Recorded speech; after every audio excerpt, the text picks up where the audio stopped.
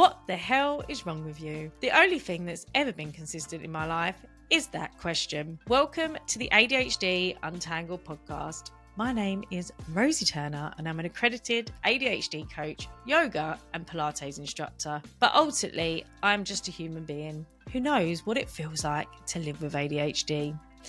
And after having 8 failed driving tests, impulsive decisions to get married and then divorced before the age of 27, and having an inability to handle any form of rejection, I've decided to dedicate my life to supporting the ADHD community. And this podcast will cover the two things that I love to talk about most: movement and ADHD. You will hear real life stories from real people living with ADHD. You will get advice from wellness industry and ADHD experts. So what are you waiting for? Let's get untangled and show the world what we are made of. So Lilly, welcome to ADHD Untangled. So happy to finally have you here and chat all things ADHD and sports and everything. So can you start by just telling everybody who you are and what your life's mission is? Thanks for having me on. I am Lilly Pinchin and I am riddled with ADHD. I'm Lilly Pinchin. I've got ADHD. I am a professional jockey, so a professional sportswoman, and I love animals. I don't know where else to start, really. Can you let us know what your story of struggle is? So you knew you had ADHD really young. Yes. I mean, I was an uncontrollable child. It was very, very tough for my parents. I knew I had ADHD when I was younger. It was always a thing that I grew up with. When I started to mature and become into, turn into an adult, I was always really frightened to tell anybody that I had it, because it was named and shamed as something that you were nuts and crazy. And obviously the line of career that I was going down to become a professional jockey and a professional athlete, I didn't want people to think that I was incapable of being professional and I suppose acting in a professional manner. So I was always terrified of that, and I never really ever told anybody that I had it when I was sort of like in my apprenticeship and stuff. So I kind of just let it lie low. But now I've let it out. I feel great. And that's what we're going to go on to. It's about your amazing documentary, going back to your big diagnosis being so young. Is there anything else that you think has really supported you with that awareness of knowing that your brain was different, even though you wasn't able to speak out about it at the time? Was there anything that you had to put in place at a young age that changed a lot for you? Yeah. I mean, I would say that I was extremely lucky that my parents sent me to a school which helped with children with, neurodiversity and whatnot. That's amazing. It was really good. But then I grew up and kind of was a little bit more advanced for that, because obviously people with ADHD were very sharp. So then mum sent me back to like normal school, which then that was it. I was like, I'm not going to school anymore. I think there was one day that I basically woke up really early because they were cubbing. So it's like hunting, but it's like early in the morning. And I basically got on my ponies, took them up hunting, and mum got a phone call at 9 o'clock and was like, "Where's Lily?" Mum was like, "I don't know." And then mum clicked and knew the hunt were around here and got in the car and was like, "Get in here now." But actually, she said that to me first, and then she was like, "You're so naughty." And then, to be fair, she let me hunt the pony all day. But there was like, and then I remember saying to mum, I was like, "I don't want to go to school. It doesn't benefit me whatsoever. I hated it. People didn't think I was, I got bullied a little bit because I probably wasn't perfect or wasn't like your normal average school girl. All I was thinking about was getting home and riding horses." So I pulled myself out of school, and that day that I said I don't want to go to school, I rang Fergal O'Brien, which is a racehorse trainer, and said, "Can I have a job?" at the age of 15. And he probably thought, "What on earth is going on here?" And to be fair, I went in there the next day, got the job, and I worked full time. And from that day I've worked Best Do you know thing what? I ever did. You're not the first person I've had on here that is in the sports industry, especially, but again, overall with ADHD, that hasn't gotten in school and have been one of those people that have found something that they are passionate about.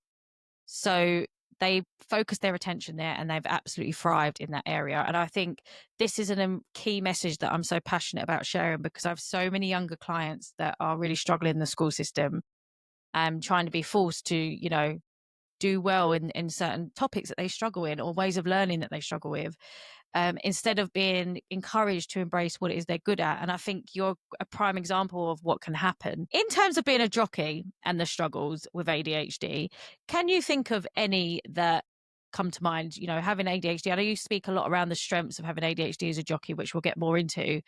But what struggles come with being a jockey of ADHD, do you think? There's loads. I mean, obviously there's normal people that struggle with life as well, but there's so much like organization, having a structure. I have to make sure that I am organized by 12 o'clock for the next day, because otherwise I'll get so excited about riding horses in the evening, or I'll be busy racing, and then I'll just be like, get to 5 o'clock and I'll be like, oh my God, I'm meant to be riding. I forgot to text the trainer. I'm meant to be riding out there tomorrow.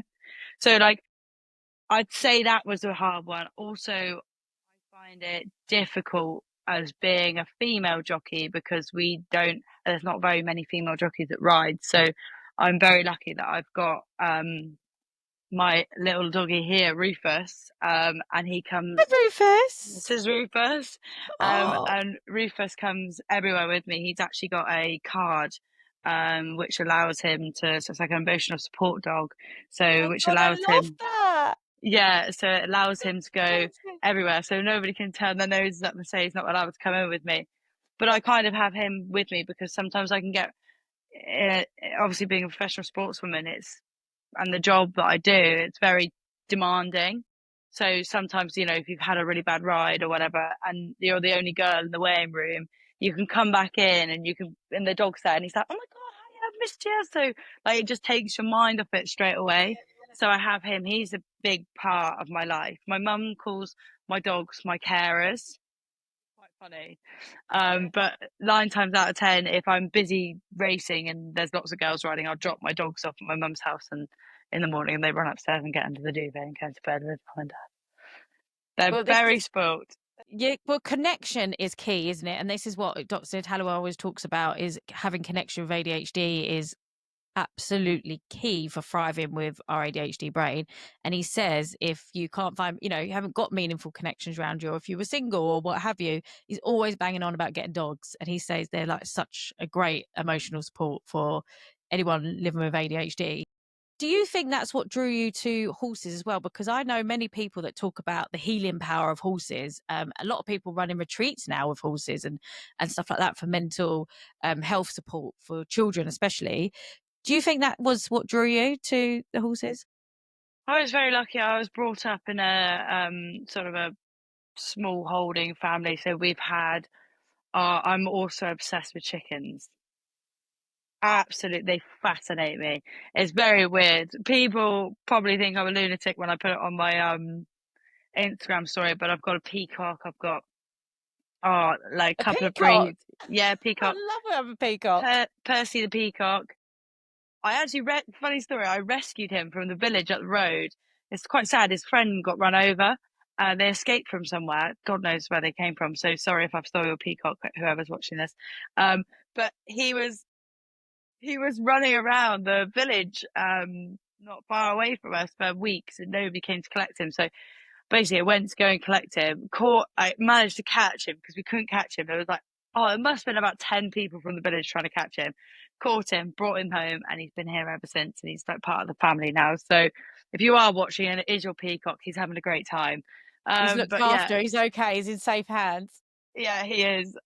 He's very much loved. So I have a lot of animals. I have a really good relationship with animals. I think that animals are my they relax me. Like my dogs are my life, my chickens, my horses. They make me really happy. I don't know what it is, and maybe an ADHD specialist could tell me, but they are makes my little world go round. Sounds like an ADHD farm. Yeah, it You've is. got It literally, it all going on. there's always a drama. There's always something going on. And obviously, I have my 2 retired horses. They retired from racing, and I have them at home with me. So I'm very privileged. But I would say to anybody out there who has ADHD and struggles with ADHD, that animals are such an amazing way. Horse riding is fantastic because you can just lose your mind. When you go on a horse, you're on your own, you can just lose your mind. They are great.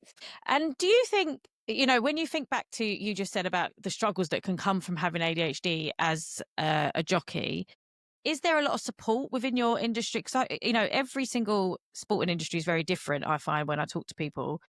Is there a lot of support for mental health support and ADHD support in your industry? Yeah, we're very lucky. We have like a private doctor. We have doctors at every race meeting. So we're very privileged to have the support that we do. Um, I did a bit of hypnotherapy, oh God, a couple of months ago, and they supported me through that. So Wow, it's, that's amazing. and hypnotherapy was amazing for ADHD. I don't sleep in the day, never would sleep in the day. I wake up very early in the morning, go to sleep early enough in the evening. And I went to hypnotherapy, and I wasn't really wearing my Garmin much, but I started to wear my Garmin a little bit more. And I was doing these sessions, and they were just fantastic because I would just relax. And I remember this one day, I wore my watch, was in this hypnotherapy session.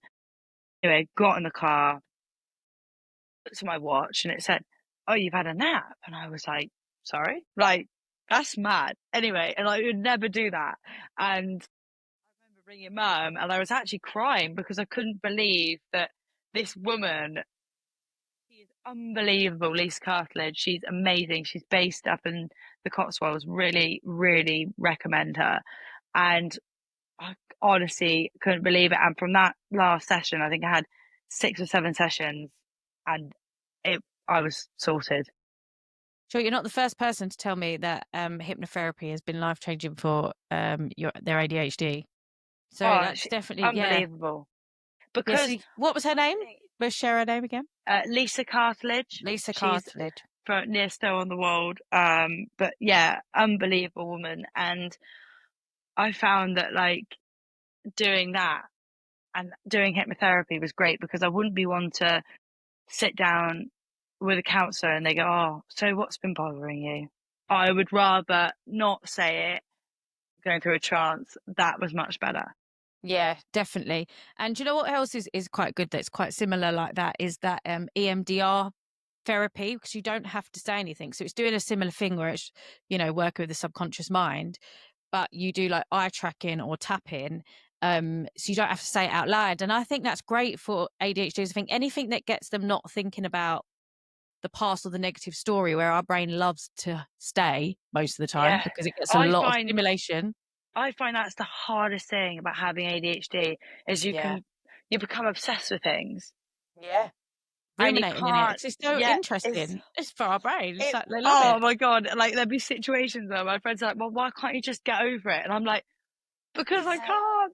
Because I can't. And then I'll come back like 4 months later, I'll be like, "I'm over it. It's amazing. I feel amazing." Yay! Until the next thing comes along. I know my mum used to go, "Why are you still worried about that?" I used to think, "Oh my God, I don't know." See, mad. I've always said this to my mum, my dad, my sister, my brother, and my friends. I said, I would just love you to be in my brain for a day and I go into your brain. Yeah, just so you can see. It would be amazing. What I'm dealing with. Yeah, it'd be amazing. Next up, strength as a jockey. So you said earlier that you don't think you'd be the professional jockey you are without ADHD. Why do you think ADHD brings so much strength to your sport? So mentally strong. There are times where I'm not. Emotionally, I'm not mentally strong. Love a cry. But physically, mentally, I'm very strong. I know what I want. I know what I want to achieve. So I channel all of that energy into go, I will achieve that and I want to achieve that and I will do well at that. Yeah. Like I'm learning. Okay, here we go. I'm learning the piano at the moment. I randomly thought the other day, was like, I'm going to go and get a piano. So I get in the horse lorry, take the horse lorry, got it off Facebook Marketplace. There's a giant piano in my house. My house, the girl who lives with me is thinking, Fern, she's thinking, what, like, you're mad. Anyway, I'm just starting to learn Adele, Someone Like You. So I'm, at the moment, because obviously racing, at the moment racing's a bit quiet.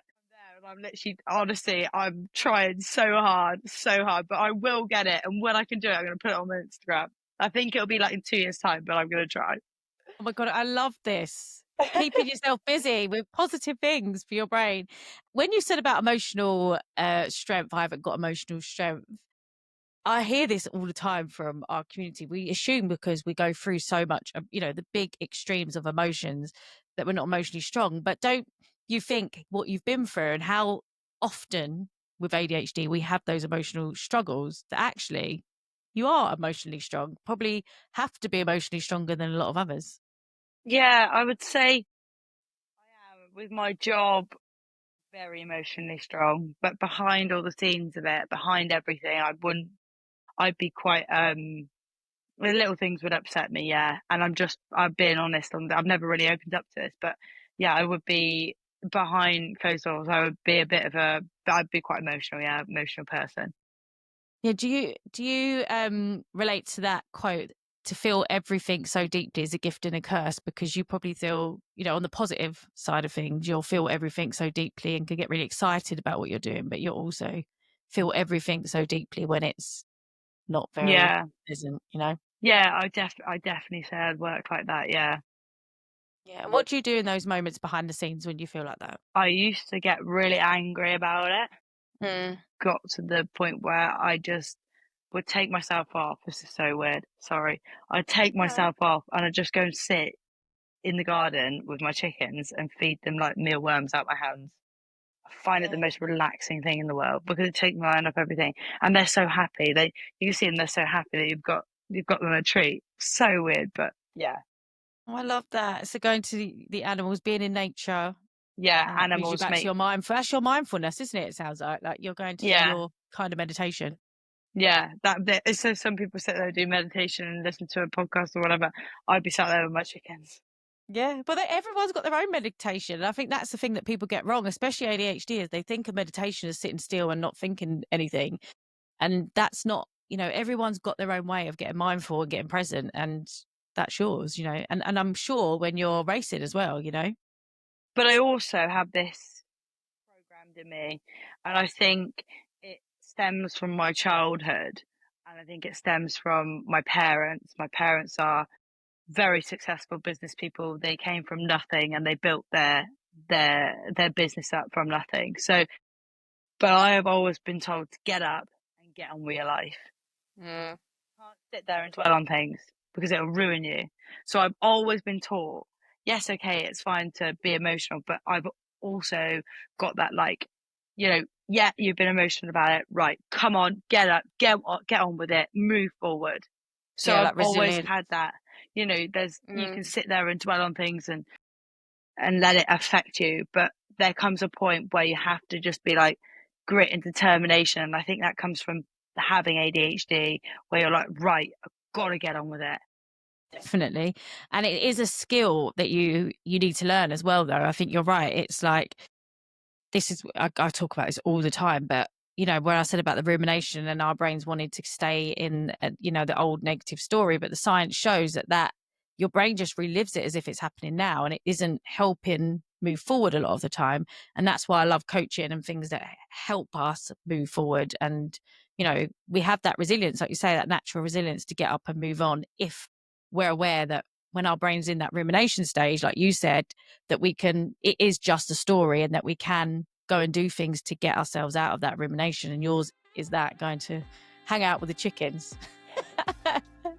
Sorry to interrupt, but are you getting bored of the mundane, doing the same old thing day in, day out? Me too. It's not good for the old ADHD, that. And that's why I'm running away to the mountains this September to host another ADHD retreat. And I would love you to come. From the 11th to the 15th of September, we are heading to the French Alps, home of the Tour de France, for 5 whole bloody days. And this isn't your typical retreat because you're not typical. So whether you want to hike mountains at sunrise or sleep through breakfast, there is no right way to do this. All you need to do is come as you are and be as you are. So if you fancy untangling your ADHD with me in the magical mountains this September, head over to untangledco.com. and let's get out of here. So this moves nicely onto Erasing Minds. What brought you to come out publicly? Like, how did you make that decision after years of, because you've had years and years and years of having ADHD, like knowing you've got ADHD, and then all of a sudden coming out so publicly and bringing out this documentary, which is amazing. It was possibly the hardest thing I have ever done in my whole entire life, and it possibly would be the biggest achievement that I've ever accomplished in my life. I think it would basically all stem from my friend Louis, and he said to me, Lil, let's do a documentary of you being a female jockey, riding out your claim, becoming a professional. I kind of said to him, all right, yeah, let's do it. Anyway, he rang me and he was in the office, and Louis is a very, very talented film guy. He makes amazing like short clips for racehorses or anything, like promoting businesses, that kind of way, does weddings, whatever. And he said to me, Lil, why don't we do a documentary about your ADHD? Laughed at him down the phone, and I said, absolutely not. Stupid idea, stupid idea. Anyway, I was driving back from the races one day and I was thinking about it. I was like, yeah, why not? Because I wished I had something to look up to and like aspire to be if I had ADHD. Yes, okay, what I have made is probably not everyone's cup of tea. Like, it's not about football or it's not about hockey or rugby or whatever, but it's basically, it's about horse racing, but it's also got fantastic content of ADHD moments and all that kind of stuff. So anyway, we were like, right, let's do it. Throughout a year, which was possibly one of the most emotional things I've ever done, because Louis was at my house every morning at 5 o'clock in the morning. We were driving to the races. We were driving home from the races. God, we've had massive fallouts, but we're best friends. But and then when we started to piece it together, became this amazing thing. And I look back at the clips that Louis would send me and be like, oh, like, just put a little promo together, and they are horrendous, but it is so funny to watch because it's like, it's all the bits but put into like little bits, but not the whole thing. So anyway, when we done the whole thing and we first released the promo, Louis rang me and we got it all pieced together, and I watched it loads of times. I was buzzing about it. I thought it was great, brilliant, showing all my family and friends. I was like, this is amazing.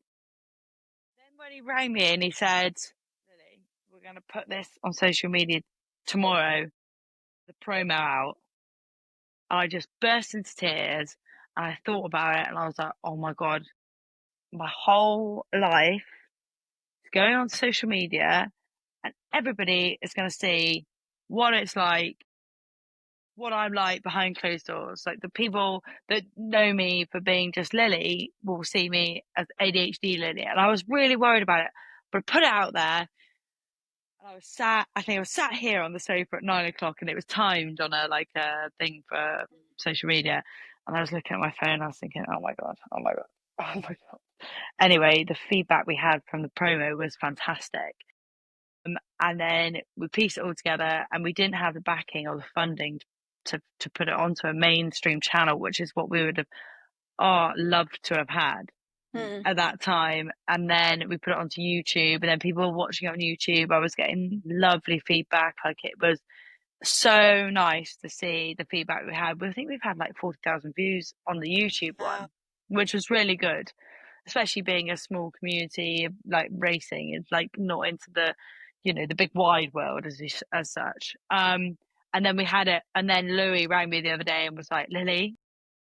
And I was like, what now? I was like, I'm in bed, Louis. And I thought he was going to show me a video of his dog, because his dog is one of my dog's puppies. Anyway, looked at it and he was like, turn the camera around, and it was Amazon. I was on Amazon Prime. Amazing. I was like, oh my God, we did it. How on earth? And it was just, honestly, it was the best thing, I think, ever. And I've had so many people message me recently about how they've enjoyed it so much. So I would be saying to anybody out there, whether they're horsey or non-horsey, and they just want to know what it's like to live with ADHD, go and watch that documentary, and it will inspire you. I hope it will inspire you to be who you want to be in your life, because it shows how I've done it.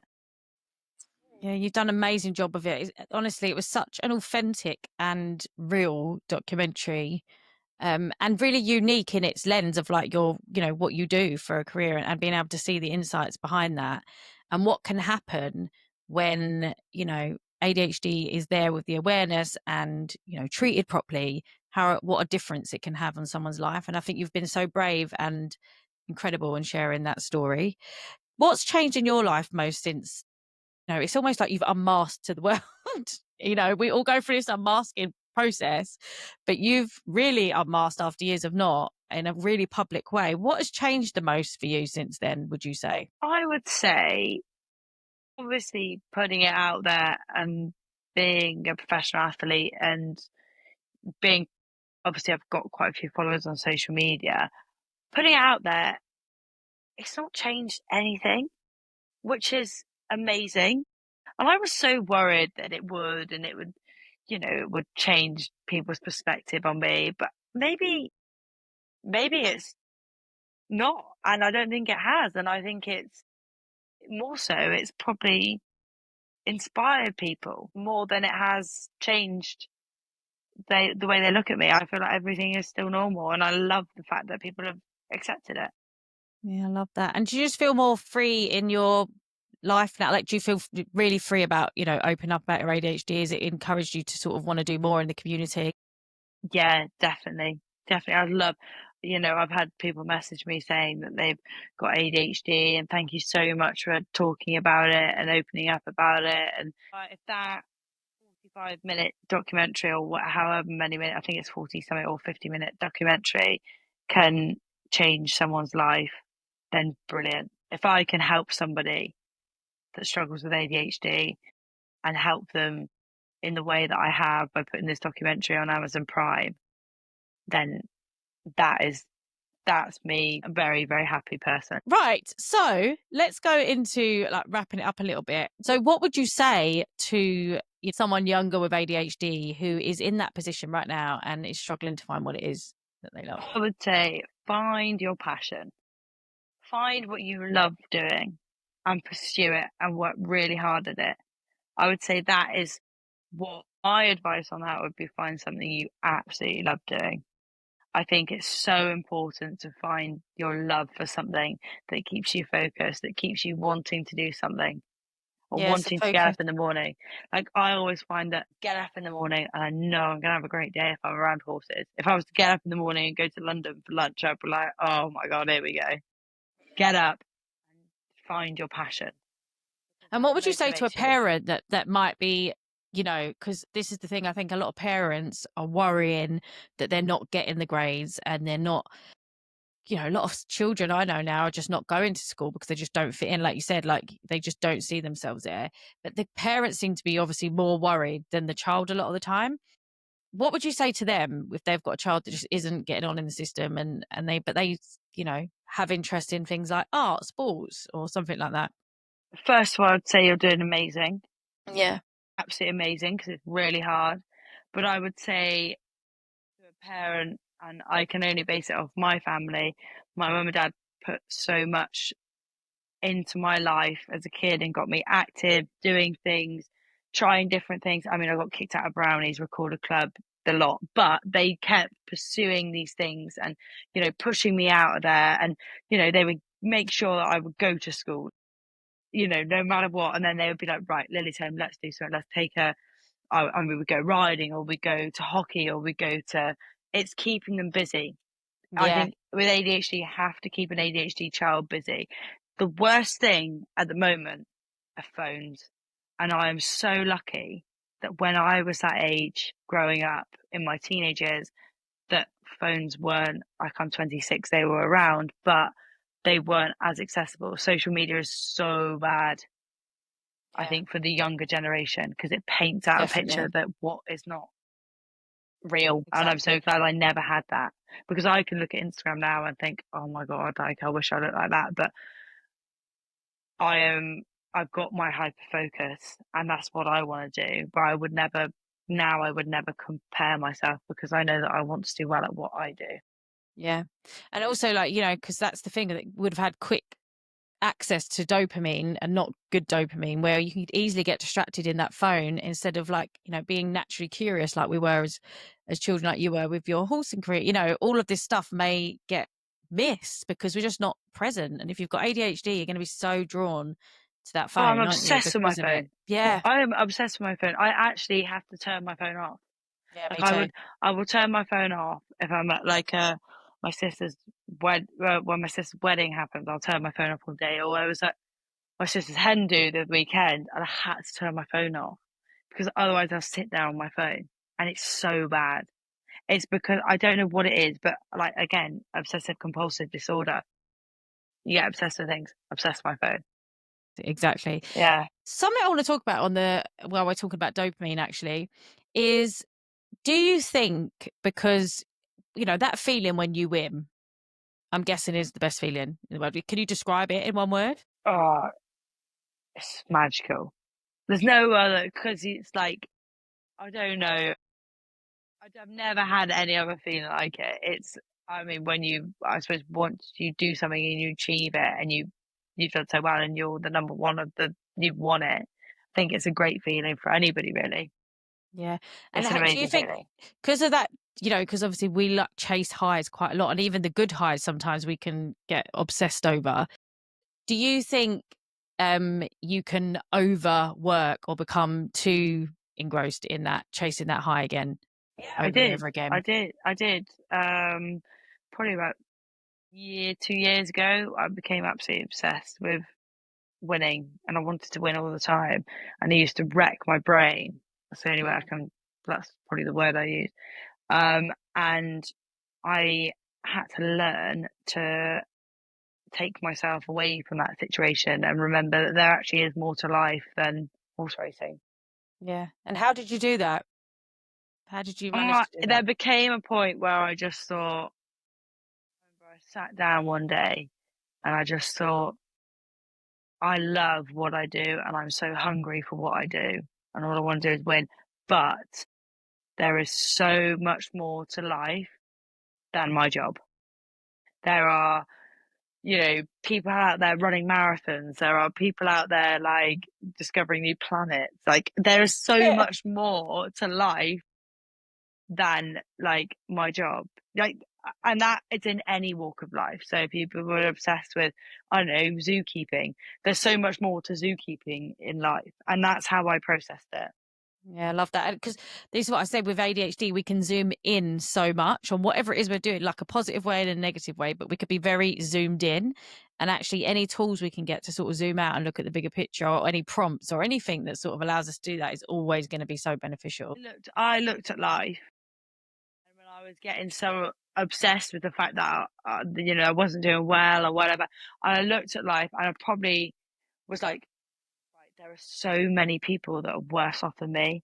And that has always been a thing that my mum has always said to me, like, Lily, there's so much worse things going on in the world right now than you having a meltdown over the fact that you didn't win a race, or over the fact that something hasn't gone right in your day. So my parents are very good at mentoring me in that way. And I would say to any parent that maybe that has helped me with my ADHD, but then again, it might not help someone else. So you have to be careful, really, sometimes what you say, because I mean, I've been brought up with very much like, don't be selfish.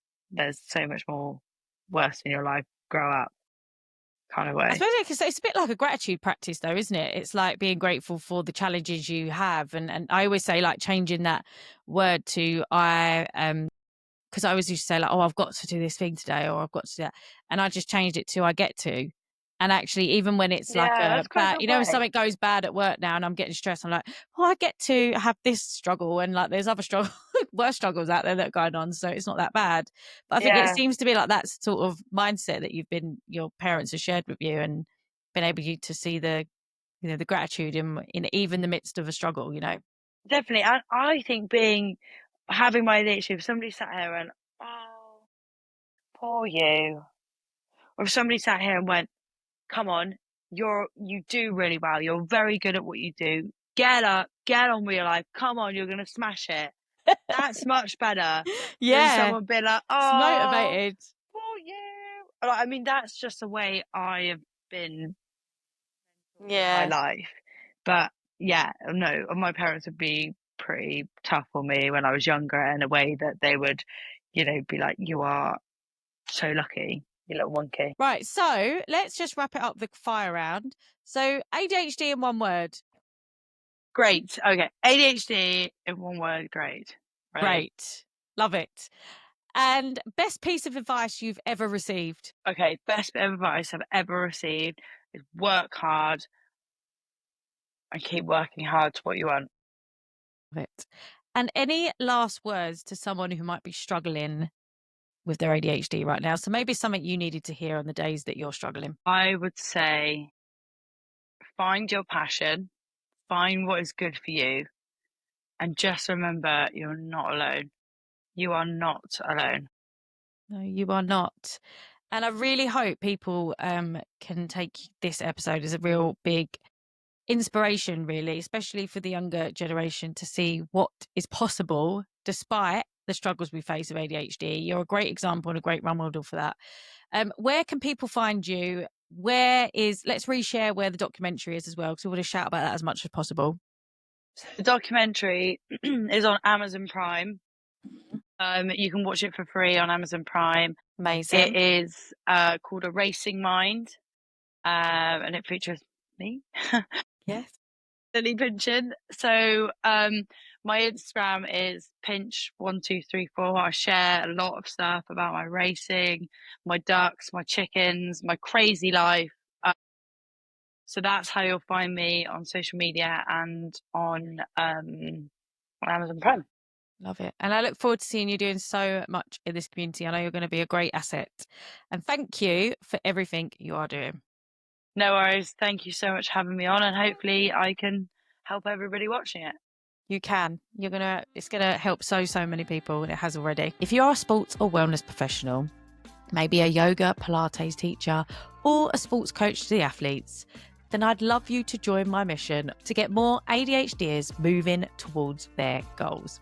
And it's no secret that I love what I do, but I cannot do this shit alone. So that's why I've created the ADHD Movement Academy, a space that provides professionals like you with certified ADHD trainings that can give you what it is you need to support this incredible community. And they really are incredible. And because we don't do surface level chit chat, this training goes way beyond the basics of what ADHD is.